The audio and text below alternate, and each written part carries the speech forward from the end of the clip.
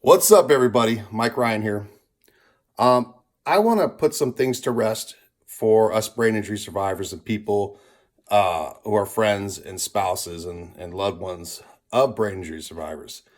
Um, I want to try to help the community understand what we go through every single day and how our thought process works after an injury like that. Um, so we don't always process information like the average person would. We have to work a little harder to get the information that we need inside our brains. Our brains just, after injury, we have to rewire some things. We have to figure some things out. Um, Physically, on the outside, we can be fine.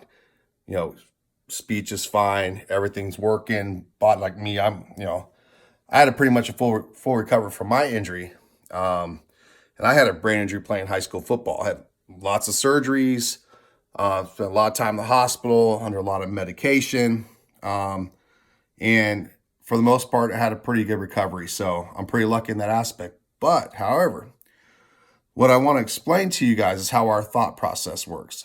And this applies to a lot of people who are brain injury survivors. So take, for example, the average person who's trying to retrieve something in their brain, trying to retrieve a thought, whatever it is, the information, going after some information. Let's use a door and the room as an example. For instance, the average person, when they want to retrieve information, can just walk right up to the door, open it right up, go in the room of information. Now, brain injury survivors, depending on the extent of the injury, and how much damage there was, we have a key ring. We have a locked door.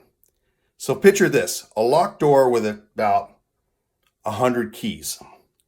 Now that's pretty extreme. Oh, let's go down, let's just say 10 keys.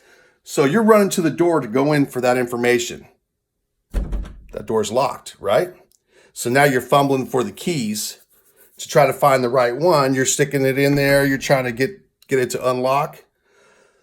Finally, you find the key and you get in. It took a while to get that to happen. So what people don't understand is this is what we deal with every single day in our daily lives, is we're trying really hard to get that information. And it takes a little while longer than the average person, including me.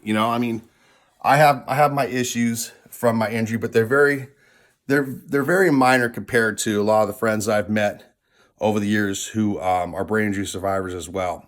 And there's a lot of things that we battle with every day, but I just wanted to give you an example of one of the things that we deal with. This is an easy way for us to explain to you how we battle every single day, trying to retrieve information when it comes to trying to figure things out, whether it's in the workplace, whether it's in our personal lives. Trying to retrieve information sometimes becomes labored. I tend to get tired a lot. With my injury, I tend to be exhausted. I'm in a position at work where I'm a manager. I manage my department. I've been in the business. I've been working for almost 31 years in the business that I'm in, and I've carried a lot of different positions. And it's tough. It's a challenge every single day. But I wanted to give people out there an example who don't really understand what it is we go through.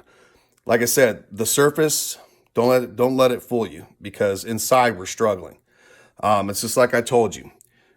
It's like the average person who can run up to that door, open it, run right in. A person who's a brain injury survivor goes to the door, it's locked, and they have a key ring they have to go through to find the right key to open that door to go inside the information. And at times it takes a little while to get there. So please be patient. Please understand that this isn't easy for us. I see a lot of spouses and a lot of loved ones who come on the page and asking questions just to try to relate, try to have some kind of understanding of what they're up against when a loved one has an injury and they don't understand it. It's tough. So my advice to you is to, number one, try to exercise patience. Number two, get that person involved into a local brain injury awareness group. Google is your best friend for part of that stuff. You can look a lot of things up for symptoms and for ways around that. Exercises you can do.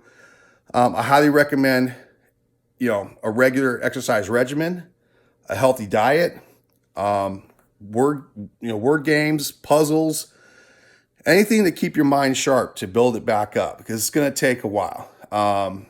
There's a lot of people that'll always be in a situation they're not going to be able to get out of. They're that bad with their injury. But believe me, it does feel like sometimes you're locked inside here and you can't get out. So try to have a little compassion on that.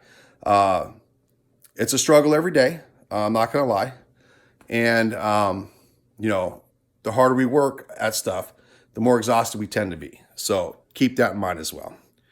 But like I said, if you want to really understand a little bit more, I would do some research, find a local group and attend those groups. Take your loved one there, and that'll help give them some confidence, maybe relate to some other people and what they're doing every day to get by.